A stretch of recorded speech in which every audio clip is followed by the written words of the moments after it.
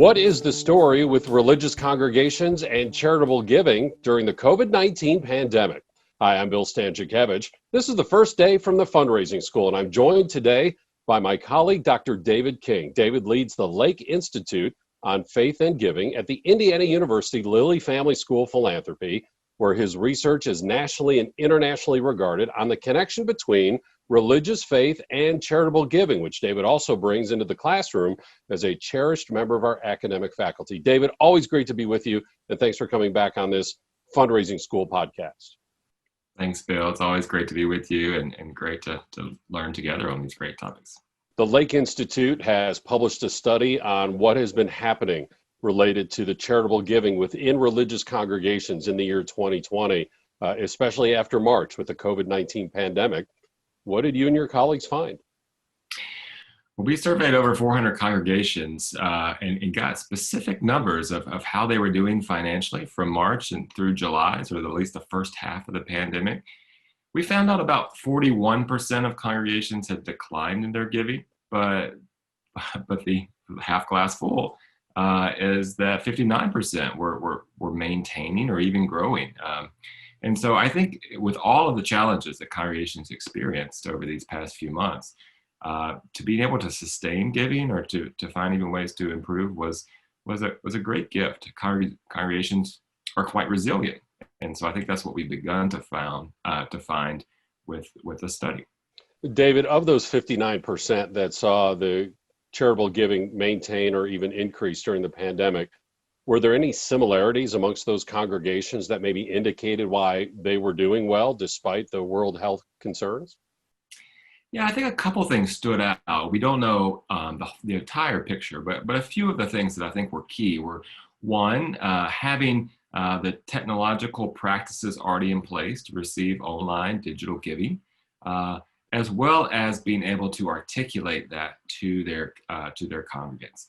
So not only were those places sort of already there on their website, they had already created, they had access to apps and other text to give type features, but they had made it a part of their culture. And so those congregations that not only had it, but talked about it, gave a great new avenue for receiving gifts when oftentimes congregations were closed and couldn't pass an offering plate or basket, which is what we know is the key way that most congregations receive income any given week. And what about the 41% where that was not the case? Again, any similarities there that your study maybe uncovered? Nothing that we can say specifically. Partly, we do think smaller congregations and Catholic congregations did have the highest level of declines in their giving and their attendance. Partly, probably because they did sort of fall lower on those who had those online giving sort of culture and mechanisms already in place. I'd say the other thing that we did learn were some of our congregations that did see declines in giving were in harder hit areas. So congregations there is a clear distinction of how this pandemic has played out economically. And so in communities where maybe a higher percentage of congregants were tied up in industries like hospitality or other sort of food services or industries, we think that might have had a disproportionate impact on congregational giving as well. David, the Lake Institute on Faith and Giving, your research is just so invaluable in so many ways and has been for many, many years. And, some of the other findings have demonstrated, for example, how often somebody attends religious worship service might be correlated to, how much and how often they give to their religious congregation. And even looking amongst different types of faiths, or even within some similarities. So for example, within the Christian faith, there may be Catholic and Protestant. Within Protestant, there may be mainline and the non-denominational, and so on and so forth. As you look at the previous wonderful research of the Lake Institute and this current study, again, any similarities, any distinctions? What did this most recent study show in that regard? Well, we do know attendance or engagement is really key. And tracks really closely with religious giving. It's one of the best predictors, actually, of giving is sort of religious affiliation, being affiliated with a religious tradition, and how engaged you are. Do you go to those congregational worship services once a week, small group, other types of volunteer charitable activities? That's key. What happens when you can't do that? in person. And this was something we tracked. Actually, for a majority of congregations, attendance was up. If we measure attendance by the number of people who were viewing the streamed online Zoom services. So we think, and really one important point was, there are a variety of ways to connect with your congregants, your donors, your constituents. And congregations, particularly religious leaders, spend an inordinate amount of time trying to find ways to engage. There are a very small percentage of congregations, less than 10%, who already had those live streaming capabilities in place before March. And so there was a quick shift to that work. There were some congregations that have multiple camera angles, technological crews on staff.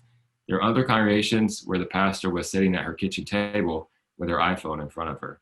And so there was a wide spectrum of what congregations offered, but the key was connection, reaching out, not only through Zoom services, for instance, but creating old-fashioned ways of phone trees and checking in on each other. Those sort of touch points, I think, were one key thing we saw with congregations over these now 6-9 months.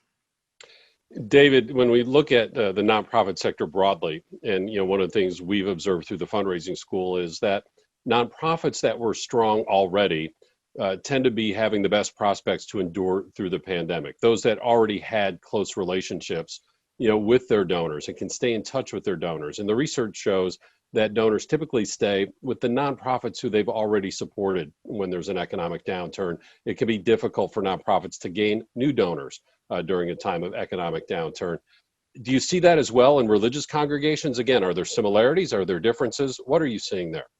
I would say that's exactly the same thing we've seen with congregations, that particularly towards the end of the fiscal year through June, congregations were doing quite well, sort of being able to hold steady. I think those relationships were already there.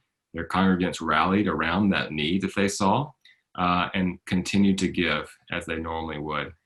There are question marks maybe now, particularly the last few months as we entered sort of more economic uncertainty. There was a lot of political uncertainty. And so as this goes longer and longer, there's been some question marks that may have had some donors to hold back just a bit. But I think it's those relationships that were already in place that congregations, just like other nonprofits, rallied around. And I think that's exactly what we've been seeing, and probably is a promising sign for congregations. The other thing I think that would be important to note is that congregations, just like the other nonprofits, what we've seen maybe is not so much a fissure in what's happening, but really an accelerant to sort of see the nonprofits or the congregations that were already sort of moving with new imagination around their mission have found ways to continue to grow that. Those who were stuck, who were sort of inside the walls of their organization, may have found difficulty in finding a new way out. I would say there is one possibility that this is an eye-opening experience for some congregations that we've had stories and learned from, where this has been a remarkable time where they can reflect about who they want to be in a new space, in a new time. And maybe a sort of a silver lining in a very difficult year, but could be something that motivates congregations to new change. David, that's been a big question as religious congregations have needed to go online. And, even as the pandemic has stretched out, some have gone into this hybrid where you can still attend in limited numbers or still attend online.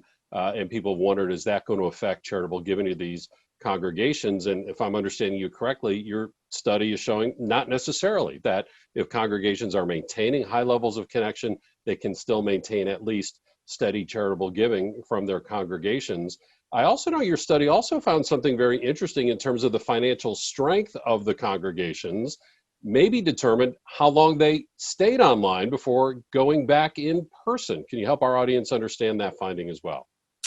Yeah, I think there was something that we began to discover, that congregations with endowments, with savings, were more likely to maybe be a bit more patient in reopening than congregations who were extremely dependent on those every week offerings. So there was a little bit there that we think sort of played a role.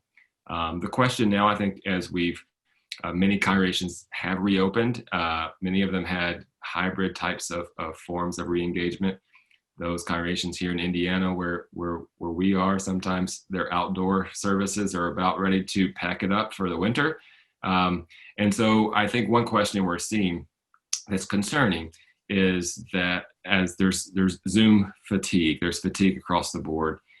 Leaders are incredibly overworked, tired, and are stretched incredibly thin. So how can we sustain this work? I think it really is relying on all those volunteers, those other leaders alongside the religious leaders in congregations that can help support the work of our organizations as we continue to go through this challenging year and into 2021.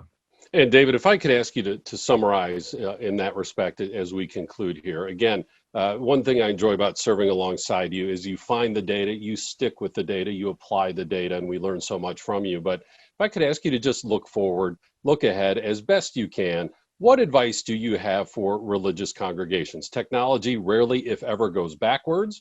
There could be people yearning to get back into their religious congregations. Others might say, you know what, from the convenience of my home has been working out fine and I'm going to stay there, and a lot of folks in between. What advice do you have for religious congregations as they think about this aspect of who they are as a philanthropic organization, the charitable giving from their congregants?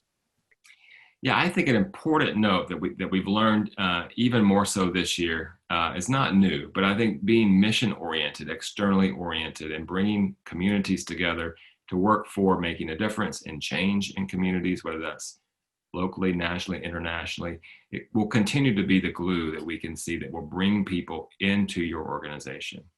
And we might have to count or measure our impact differently. Maybe it's not going to necessarily be the number of people who pass through our services on a Sunday morning, but thinking about the ways that you can find connection points and engagement, not just within the walls of your organization, but externally, I think will be the key that will draw people back into your organization, whether they stream your services from home or whether they're there at 9 or 11 o'clock on a Sunday morning.